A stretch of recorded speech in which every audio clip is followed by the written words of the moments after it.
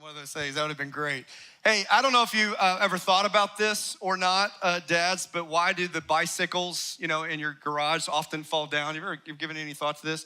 I've given some thought to it. I think the reason why is because they're too tired. You get that, dad's joke? Come on now, come on. Michael, thank you. I appreciate that.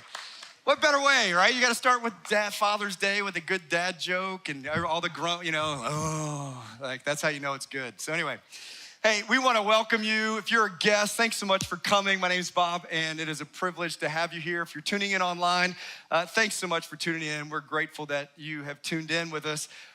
Dads, my whole thing is to hope to encourage you and to challenge you today. If you're not a dad, I think this still has a ton of application for you. So I would encourage you to stay engaged and hopefully it'll lead to some conversations later. But dads, you need to understand that your role in the home and your role in the development of your kids and the role in the spiritual life of your family is significant. What's interesting, and I would even say sad, is that Father's Day is the least attended holiday for church of any holiday throughout the entire year. It's the least attended over Memorial Day, or 4th of July weekend, like Father's Day, least attended, Mother's Day, one of the highest attended. You have Easter, you have Christmas Eve, and then there's Mother's Day. Like totally, massively different. And the question is why? And we could make maybe some educated guesses or throw out some suggestions. I don't know for sure, but here's what I do know for sure based upon the data. If a father does not go to church, even if his wife does, only one child in 50 will become a regular worshiper. If a father does go regularly, regardless of what the mother does, between 2/3 and 3/4 of their children will attend church as adults. Dads, I need you to understand your role in the life of your child spiritually is significant. In fact, I want you to listen to this. If a child comes to Christ, the first one that comes to Christ in the home, there's a probability of about 3.5% that the rest of the family will be impacted by Jesus, okay? If the mother comes to Christ first in the family, it jumps to 17% probability of the rest of the family coming to Christ. Hear me on this, guys. If a father comes to Jesus, there is a 93% probability that the rest of the family will follow Jesus. Dads, I need you to listen because the potential is to abdicate the responsibility spiritually to your spouse, or it's to ignore it altogether. But my hope is that I'm not diminishing the mother's role. The mother's role is incredibly significant. It's not diminishing the mother's role whatsoever. It is wanting you to experience the weight of the responsibility that you have as fathers, and then to leverage your influence for your family and for your kids specifically to follow Jesus. The big question is how? How do we do this? What does this look like? Especially if you did not have this modeled for you. Especially if you're not really sure what this even begins to look like. And here's what I do know. A lot of times, again, going even back to this, Father's Day being the lowest attended, I think possibly one of the reasons is many men have felt like churches on Mother's Day honor and, celebrate and appreciate moms. And then Father's Day, it's like getting kicked in the teeth. Like, you're just a bum. Why aren't you doing more? And who wants to come to hear that? And so hopefully this morning, my goal is to encourage you as well as challenge you as fathers. And so the question that you need to ask, and I would even encourage you to ask your kids, is what are your needs? Like, what is it that you think as a child? Like, ask them, what do you need from me? Because every child is different. Everyone has some unique challenges. Everyone has some unique needs, but every single child that, on the planet of this earth has some common, agreed upon, basic needs that they need for you as a father. And so this past week, I was really wrestling with what I was going to speak on. I've been preaching for over 30 years, so it's one of those things of what do I say this time, what I haven't said before, and so I started writing a message, and I was getting through it and wrestling, and I didn't feel great about it. And so I sent a text message to my kids. So I've got 4 kids, they're all grown, they're all married, we have 3 grandkids. And so I sent a message to them. I said, hey, here's exactly what I wrote down. I said, what were, when you were a kid, or still are as a grown adult, are a few things that you always wanted from me as your dad? Please share honestly whether I even met that need or not. Here's what I wanted to know. Did you have something as a child, or do you still, even as an adult, have a need that you wish that I would have met, or maybe I did meet, and I wanted you to share that with me, whether or not I even met it or not? What was interesting, when I got all 4 of their responses, there was so much similarity in each of their response of what they wanted from me. Now, here's what I'm gonna tell you. So this morning, I do not share what I'm gonna share with you today from a place of being a parenting expert, okay? In fact, I think the only parent experts out there are people that don't have kids yet. Like that's probably, so if you don't have kids, you've probably got all the right answers until you have kids. And then when you have kids, you just sit there and cry with other parents because you realize how incredibly hard it is. So listen, I do not share of being a perfect dad. I was not a perfect father by any stretch of the imagination. But I did want to be a great father. And my hope is to continue to keep growing so that my kids and my grandkids will get a closer picture of Jesus. And so in our family, we had a definition of manhood. I had gotten it from a study that I had done when before we even had kids. I really wanted to be a good father, and so we went through this series, and it was literally a long time ago, and the definition that we have is the same definition that we use in our manhood, our men's studies that we use here, and it's reject passivity. If you're gonna be a man, you're gonna reject passivity, you're gonna accept responsibility, you're gonna lead courageously, and back then we said, and expect the greater reward, God's reward. Now it's, we want you to invest eternally. And those are the requirements, because I didn't want my sons or my daughter to be confused of what a real man does or what he looks like. What are those characteristics? And so for us men, like fathers, if you're gonna be a man, if you're gonna be a father, you've got to reject passivity, you've got to accept responsibility. So that's going to involve you needing to be intentional as a father. So I want to spend the rest of my time this morning encouraging us to be intentional in 3 areas. So the first part is I want you to be intentional with your time. I want you to be intentional with your time. There is a article that I had read. It's called Making Parenting a Priority. And it was talking about your job getting in the way of your parenting. This is what it said. Our children are losing out on their parents' time due to the demands of the American workplace, and kids are paying a high price as a result. The article goes on to say, experts from a range of fields confirm that the time children spend with their parents is not just nice, it is vital to every aspect of their healthy development.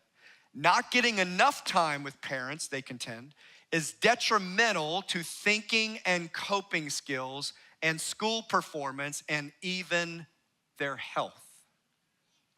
It's because we are completely surrounded by work. Think about it. We have now computers that can go home called laptops. They're easily accessible because now there's iPads. We have cell phones.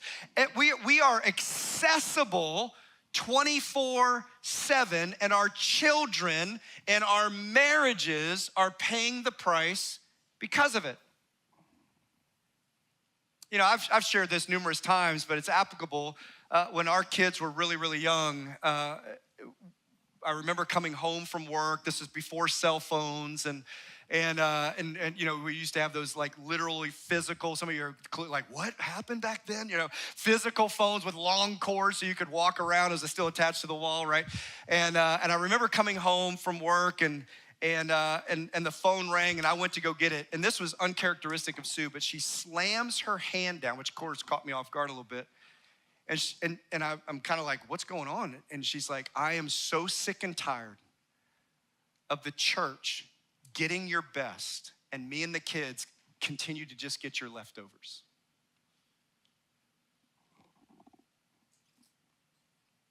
Sad reality is she was right. You know, growing up in my home, there was a high value of a high work ethic and being a provider. And I was just driven, and really there were so many needs in a growing ministry. And so I was trying so hard to be there and be a good pastor and all that kind of stuff. And it was a wake-up call to say, God had entrusted me a wife and children to be my top priority outside of my relationship with him. And if I didn't change directions, I would have sacrificed them on the altar of ministry, never even realizing that's what I was doing. My whole point is, if you're not intentional with your time, with your family, I don't know what it is for you. It could be a career path. It could be a desire to be, to get to C-suite. It could be a lifestyle that you working so hard to provide for your family, and your family really appreciates all that your work provides in the sense of an income so they can do all kinds of stuff.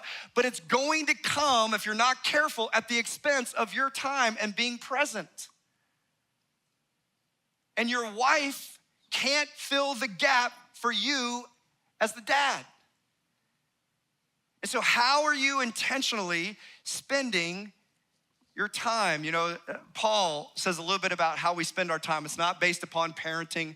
It's applicable to parenting. Again, this is a very topical message, so I'm not just camping out on one passage. I'll be giving you a number of different passages that are in your notes. But Ephesians 5, Paul talks about that we should watch our time. He says, be careful then how you live, not as unwise people, but as wise, making the most of the time because the days are evil. Paul is saying, listen, you need to make sure you spend your time wisely. Wise people, wise parents will spend their time intentionally investing deeply into our kids. So if you're going to invest your time with your kids, where are you gonna spend your time? What are you gonna spend your time doing?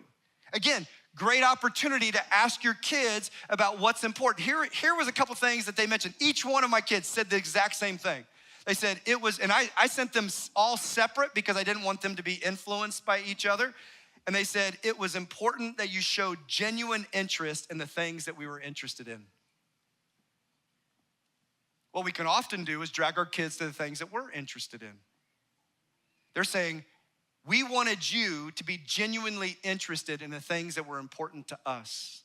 And they also said it was important to them for me to be at the things that mattered to them.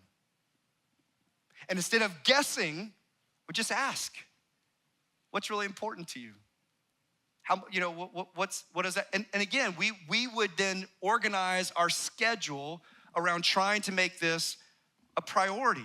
Now, let me ask you, do you really think my kids cared about the problems that I was dealing with at the church? Do you think they cared about the issues or even the good things that were going on? No. It's not because they didn't love Jesus. They just wanted their dad. They wanted their dad's approval, and they wanted dad's attention. See, it wasn't going to come from me not being present. So again, I say that to say, you've got to figure out in your context, because I had to say no to a ton of great opportunities. I had to say no to making, when in the ministry, you're not gonna make a ton. And so with that, I had other opportunities, whether it was speaking engagements, whether it was consulting, all kinds of different stuff. And I had to say no to a lot of stuff, because if I kept saying yes, even though it would have blessed my family financially, it was going to be constantly at a detriment to being able to be engaged and involved in the things that mattered to them. And I'm just telling you, I know this is hard. There is a huge amount of people that wanted my time all the time. And we had to figure out, what does this look like? I had to look at my schedule, and I would get my kids, whether it was events, whether it was school, award ceremonies, whether it was game, like whatever it was, other stuff that we were gonna do. How do we prioritize our family in the midst of all these needs at the church? And I would schedule them as meetings. Nobody got to be, take place, and my assistant would say, hey, all these people need to meet with you. When are you gonna get in? And I'm like, you see my schedule. Like, you can't move my kids' stuff. I'm not missing their games. I'm not missing this. I'm not gonna miss that. Because I don't want my wife or my kids resenting God or the church or me because I gave all my time to everybody else instead of them. And you have to figure out the same. What does it look like to be intentional with your time so that your family doesn't get your leftovers? The second thing that I want to encourage you to be intentional with your, not only your time, but also your words. Every child needs this from their dad. Be intentional with your words. And I'm gonna tell you, every time I do a Father's Day message, undoubtedly, I always have people that came up and go, man, I wish I would have heard that 50 years ago. I wish I would have heard that 30 years ago. I wish I would have heard that whatever amount of years ago. Because there's regret. And then they're trying to go back and trying to make right what they didn't realize or didn't recognize. And here's my encouragement to you. Don't say this in another 30 years. You wanna take the opportunity to be intentional with the words that you have and the time that you have. Listen to what Proverbs says. I love this. He says, this is the book of wisdom. He says, my son, obey your father's commands and don't neglect your mother's instruction. Keep their words always in your heart. Tie them around your neck. When you walk, their counsel will lead you. Now, I want you to get the imagery that the author here is giving us. The picture he's giving us is your kids following your words as a guide through life. He says, when you sleep, they will protect you. When you wake up, they will advise you. For their command is a lamp and their instruction a light, and their corrective discipline is the way to life. So guys, listen, your words carry significant power in the life of your kids. You'll either use it to build them up or you'll use it to tear them down. You'll use it to help them in understanding their self-esteem and their identity and their value, or you'll use it in such a way or be harsh or critical to where you're causing emotional scars. Now, the reality is there was areas at times that I did this well, and there were times I did this poorly. To the point where I had to go back to my kids different times, and I had to own my immaturity. I had to own the fact that, you know what? Dad was wrong in what I said. I shouldn't have handled myself that way. And I can't ever remember a time I did this, but I was conscious of not making sure that I didn't say, well, because you did this, I did it that way, like it was their fault. Take responsibility for your immaturity, your lack of self-control. That's what I had to do. And then I had to go, will you please, I'm not just gonna say sorry, I'm gonna ask, will you please forgive me for hurting you with my words? You can use your words to hurt and harm, or you can use it to bring healing. In fact, Proverbs 15:4 says, kind words heal and help, cutting words wound and maim. Each one of my kids, they wanted to hear I was proud of them. I knew this was a big need because I had it as a child. I longed to hear my dad say he was proud of me. And because I didn't hear it a whole lot, guess what? Then I longed for a coach to say it to me. And then after it was a coach, then I longed for a boss to say it to me. And then it shifted to there was such a need as a child that when it didn't, there was a big thing to say, is my father proud? And so it impacted my relationship with even God because I thought it was all based on performance. And so my encouragement, parents, is that you have the opportunity to encourage your kids, to be a big cheerleader. And one of the things that I would caution you at is that when you're telling your kids you are proud of them, be careful. It's not just around their performance. Like not just around whether it's sports or band or art or whatever it is that they do, and you start expressing that, it's easy to think like my value, worth, and identity is based on what I do versus who I am. Like as a parent, as a dad, start telling them, like, I'm proud of who you are, not just what you do. I'm also proud of that, that's great.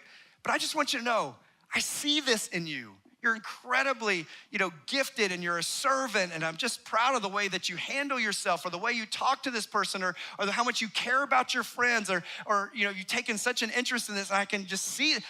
Build them up, encourage them.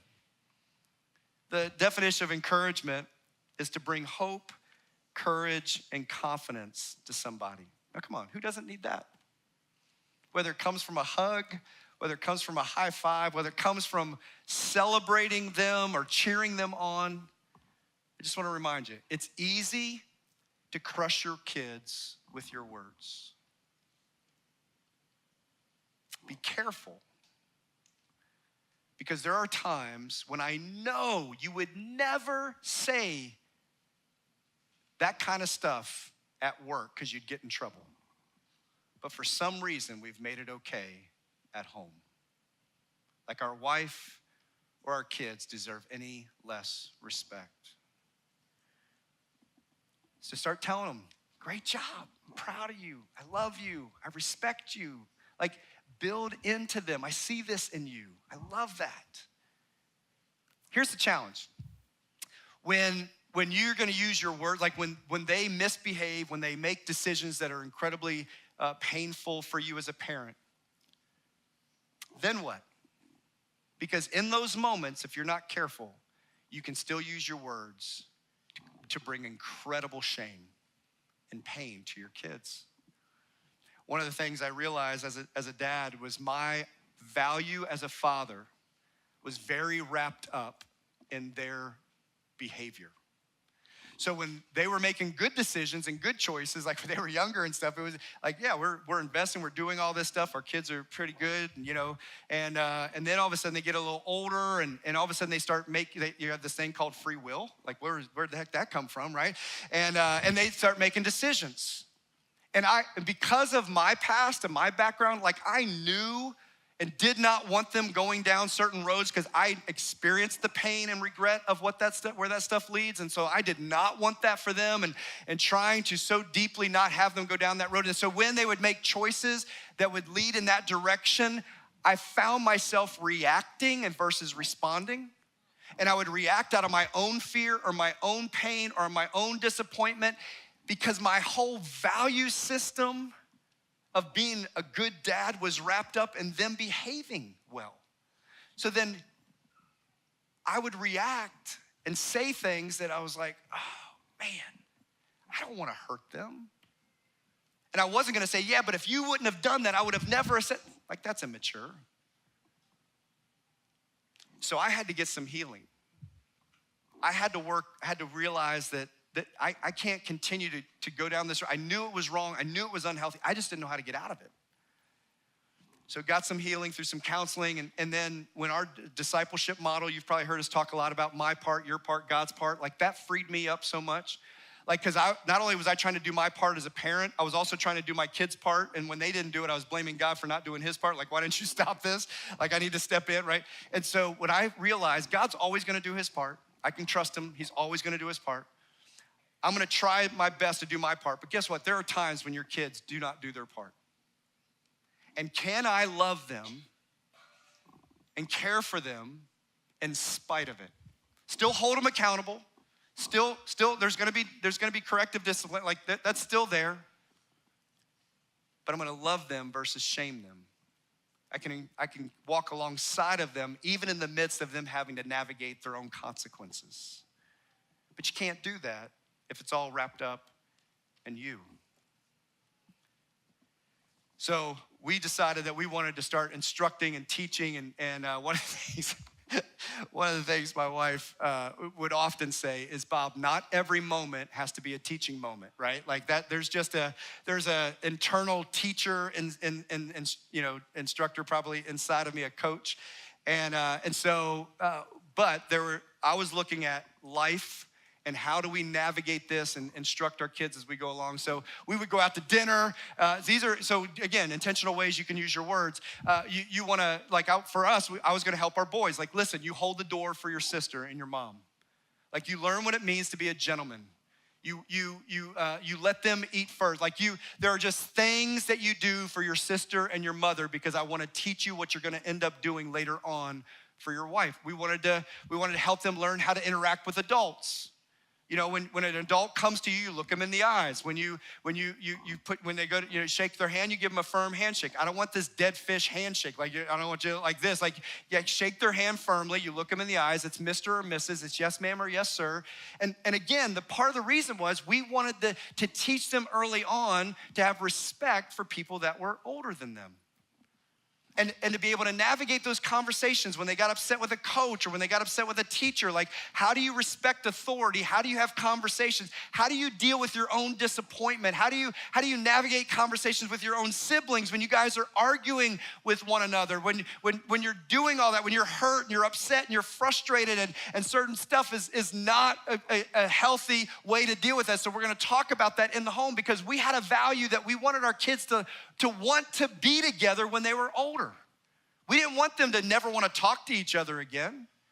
We had a value to be able to see that. So words matter, to learn what it meant. To saying sorry doesn't cut it in our home.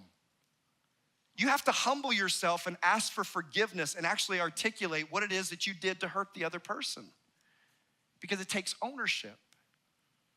So you want to be intentional with your words, and there are things that you want to teach. Because Proverbs 3 says, my son, do not forget my teaching, but keep my commands in your heart, for they will prolong your life many years and bring you prosperity. So let me give you two quick things that I would encourage you to use intentionally. Teach them about spiritual things. Teach them about spiritual things. You're called to be the primary disciple maker of your kids. But again, if you're not familiar with it because you didn't grow up in that environment, then I would say ask others. Be discipled yourself so that we can help and come alongside and to be able to help you grow in that area. You can go back and read Deuteronomy 6. It's a great passage. But here's the beauty of that passage, dads. It's saying that you have to love the Lord your God. Like that starts there. You just don't, like it's not just something you instruct your kids to do. No, you've got to start with you. And then verse 7 says, repeat it. Share it with them as you go along the way and as you put them down to sleep at night and those kind of things. But it starts with you. So teach them. What does it look like to read God's word? Do they even know how to? Do they ever see you do it? What does it look like to be involved in a local church? Is it in priority to you? Do they know how to, like before they go off to college, have you talked to them about what does it look like to go choose and find a church? What are the things you're looking for? And guiding them as they go to a new city or they go to a new school, and what does it look like to get connected with some other believers, like a small group, so that they're not isolated or doing life on their own? Or was that not something they ever saw modeled in your home because you were more interested just in their schoolwork and their athletics, and church got the leftovers? What does it look like for them to learn how to serve? Do they see you modeling it at home and at church? How to love one another. It starts at home. Talking about who Jesus is and shaping their faith. Because here's the thing. I wanted to teach them how to think. Because oftentimes in our home, no, just because dad said so or because mom said so, and we never teach our kids to think. And I'd rather do it now in our home before they get out into the world, before they go off to college, to wrestle and think through what's right, what's wrong. Why do you think that's right? Why do you think what's the value system that you're using to be a grid that you're looking through looking through the lens of these things to process that in our home before they get out there? Because guess what? The professors are gonna try to shape it. And all their friends and culture and media are going to. So we wanted to try to instill this. So teach them about spiritual things. Here's the second thing, is teach them about selecting the right friends. You might sound, well, that's why did that one make the cut? Here's why. The Bible tells us in 1 Corinthians 15, bad company corrupts good character. Bad company corrupts good character. And here's a passage my kids probably have heard a gazillion times in Proverbs 13. You walk with the wise and you'll become wise. You hang out with fools, you'll always get in trouble. Walk with the wise and you'll become wise. You hang out with fools and you'll become one. And here's the principle that we tried to drive home. Your friends, you can take this, I'm telling you, you can take it to the bank, it's guaranteed. Your friends will determine the quality and direction of your life. Your friends will determine the quality and the direction of your life. So choose wisely. And we tried to get it in on the front end, because here's what's gonna happen. They start, if you don't have the conversation, and then all of a sudden they get some friends and they start bringing them around you, and all of a sudden you're like, I don't like your friends. They're like, Dad, why don't you like all my friends? You just hate my friends. Like, no. It's because we had conversations early on. Like, here are character qualities. Here are things that we wanna see in your friends' lives, because if you hang out with fools, you're gonna become one. I don't want you to be a fool. I don't want you to get in, I don't want you to head down a road to destruction. But I'm telling you, you hang out, I'll just use my phrase. If you hang out with idiots, that's what's going to happen. You're going to find yourself in trouble. So select good friends and be intentional with your words. Third and last thing, and then we'll wrap it up, and we want to take communion together. We want you to be intentional with your time, be intentional with your words, and the last thing is be intentional with loving your spouse. Be intentional with loving your spouse. I think one of the greatest gifts I could give to my kids was loving Sue. I wanted them to know they had the most amazing mom and that I had the most incredible wife I could possibly ever have. Unfortunately, for many kids, they often see the opposite in their homes. Even if the parents are still together, they see a lack of love expressed. Now dads, hear me on this. Where do you want your children to learn what love looks like? What you think about this? Do you want them to learn from you in the home, watching how you love and serve your spouse and them? Or the other option is, if you don't do this, they will learn from the movies, from TV, or from the internet. Here's what I do know. They're going to learn. It's either gonna be shaped by you or it's gonna be shaped by somebody else. And we wanted our kids, to the point where our kids would often say, Dad, Mom, that's gross, get a room. I'm like, you're in our room, get out, right? like we wanted them, and I did not grow up in a home that expressed this. I wanted something different for my family. See, in the book of Ephesians, Paul is admonishing children to obey the parents. Like, parents, sometimes you use this, right? Like, you go, God says, you throw that out there first. God says you're supposed to obey mom and dad, right? Now, that is true, that should happen, but I want you to understand the context, because Paul then singles out fathers and in particular, and he says, hey, don't exasperate your kids, which I could do at times. Like, don't frustrate them. And then when you go back to Ephesians 5, he gives us the context for how this is all supposed to work. So chapter 5, verse 25, he says, husbands, love your wives, here it is, just as Christ loved the church and gave himself up for her. In other words, you're called, and I am called, to be a selfless servant. In verse 28, in the same way, husbands, you ought to love your wives as their own bodies. He who loves his wife loves himself. Now, here's what I want you to get. Don't miss this part.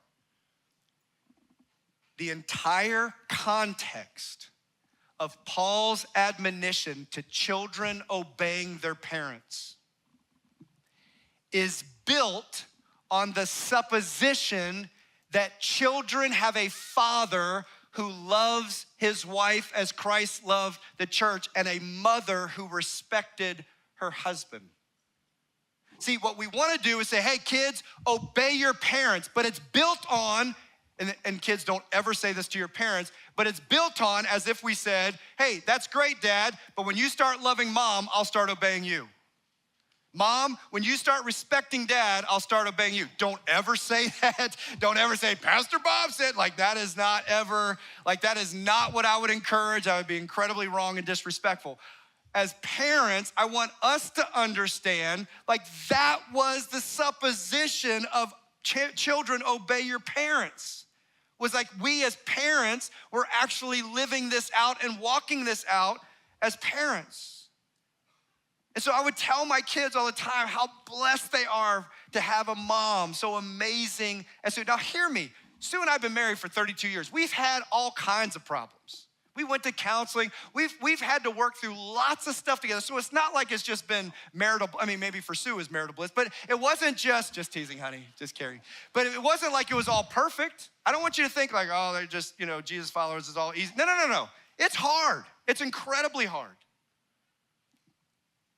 I say that to say we would pray and talk to our kids. And I would tell my boys all the time, guys, I only hope that God will bless you as much as he blessed me with the wife that he gave me. Your mom is unbelievable. I only hope you can be so blessed to have somebody just like her. And I'm telling you, our three boys have married incredible, godly women. We're so blessed that they married wives that are just amazing, godly women. And then for my daughter, I wanted nothing more than for her to hopefully see how I loved her mom and also how I tried to love her well and care for her. Again, didn't do it perfectly, but then would pray and talk to her about, Bree, I just long for you to have a godly man who's gonna treat you and respect you and care for you and provide for you. I didn't want her to settle for some lazy boy. And I am so unbelievably grateful that she married Isaiah. He is an unbelievable husband and father, and we couldn't be more grateful. Parents, I tell you all this to say it's not going to happen if you're passive and just leave it up to chance. We're called as dads to be intentional with our time, with our words, and loving our spouse. And I'm gonna tell you, dads, you need to hear me on this. You could do all those things incredibly well and your kids still make unwise choices, and that does not mean you're a bad father. It means we just need grace in the midst of the pain when we see our kids make foolish, unwise decisions. And God will extend that grace just like he does to every single one of us, because there's only one perfect father, and that's our Heavenly Father. So here's what I wanna encourage you with. I'm gonna wrap us up. Pray. We're gonna take communion and have a closing song. But dads, here's my hope. We have a study coming up this summer. It's called A Man and His Marriage. I would strongly beg you to please sign up. There's a QR code. There's a table in the back. There'll be guys there with the books, and it's Wednesday mornings. Now listen to me. If you have to be at work before 6 o'clock or at 6 o'clock, I get it. And we wanna figure out a way to get you connected and help you get all that stuff. But if you don't have to be, and the only reason is you wanna sleep and you're not a morning person, I'm just telling you, suck it up, figure it out. Wives, help your husbands get there. Don't shame them into it. That's my job. No, just kidding. But we want you, listen to me, we want you there. I've been doing these manhood series literally before we had kids. So 30 years, I've been doing it, and I still do them. Why? Because I have a high value to keep growing. I haven't figured it all out. I have a high value. I want my grandkids and I want my kids to see a better picture of Jesus. And if I think that, hey, I've raised my kids, I don't need this anymore, then I missed the boat. And it's not just about me, it's me coming alongside of other men and encouraging them in the journey, just like other men did for me. So guys, sign up and be a part of it. So I wanna pray for us, and then we're gonna take communion together. Jesus, thank you so much. Lord, I thank you for your grace, because there were so many times that I just blew it. And Lord, needed to extended mercy and grace from my wife, from my kids, from you.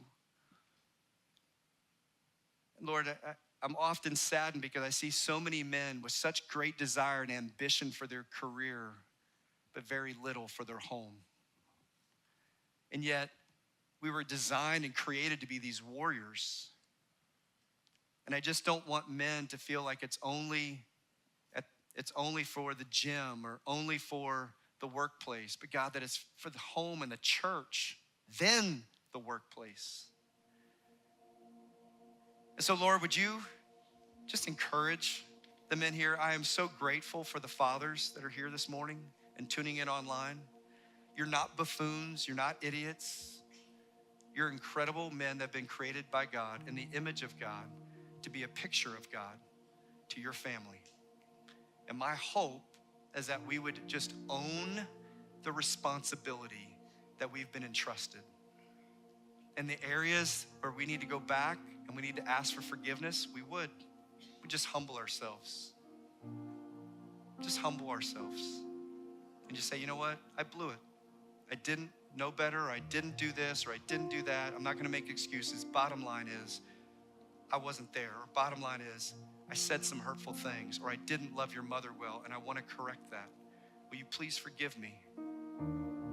God, would you help use our words and our time and the way that we love our spouse, not only to instill values and character in our kids, but also to bring healing to the home. And so that Father's Day becomes a day of great celebration, not a day of regret. Lord, we love you. We thank you. In Jesus' name.